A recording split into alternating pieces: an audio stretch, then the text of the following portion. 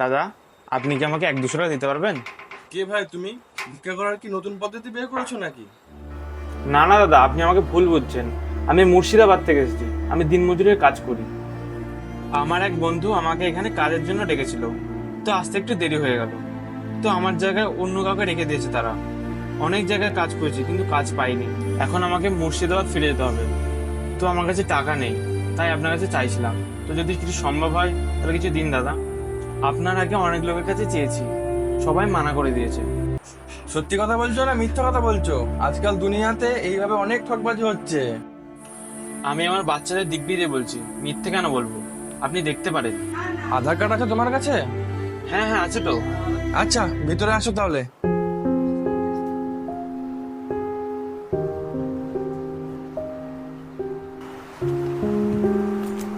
এই নিন দাদা আমার আধার কার্ডটা। তো দেখো ভাই, আমি তোমাকে এমনি এমনি টাকা দেবো না, সেটা তোমার হারামে রোজগার হয়ে যাবে।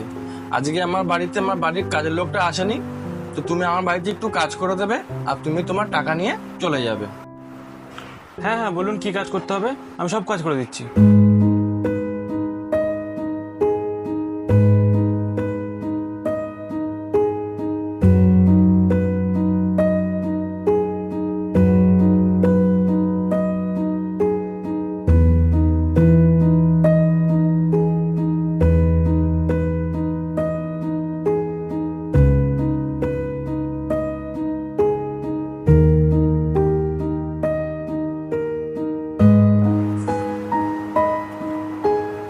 দাদা, ঘরের সব কাজ হয়ে গেছে। হয়ে গেছে? ঠিক আছে, এখানে বসো।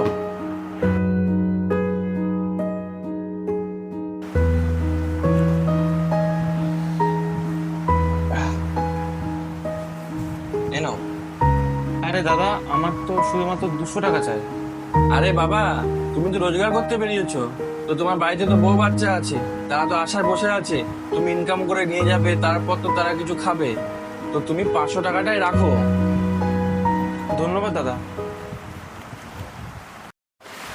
আচ্ছা, আমাকে একটা কথা বলো, এই যে তোমরা দিনমজুরি কাজ করো, তো তোমাদের মাসে কতদিন কাজ থাকে? এই 10-12 দিন। আর কত করে মজুরি পাও তোমরা? দাদা, এক এক জায়গায় এক এক রকম রেট। কোথাও 200, কোথাও 300, কোথাও বা 400, এমন। আচ্ছা, ফোন টোন রাখো? হ্যাঁ। আচ্ছা, তাহলে নাম্বারটা দাও।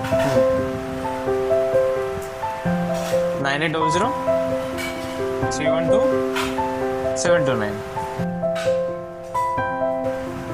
তাহলে দাদা আসি। আচ্ছা।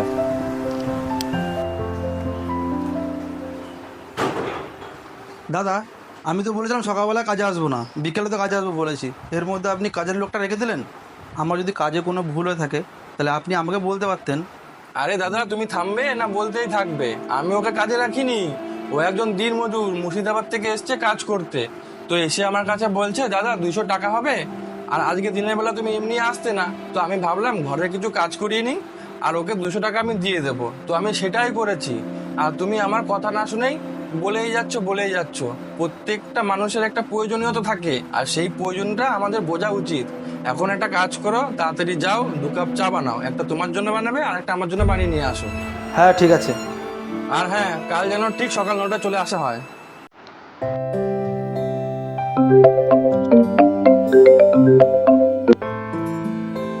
হ্যালো।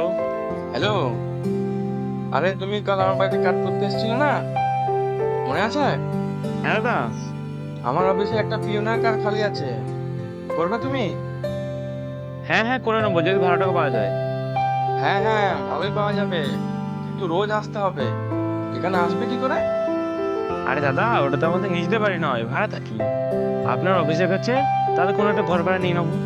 ঠিক আছে, তাহলে একটা কাজ করো, কাল সকাল 9টার সময় আমার বাড়িতে তুমি চলে আসো, আমি তোমাকে নিয়ে আমার অফিসে চলে যাবো।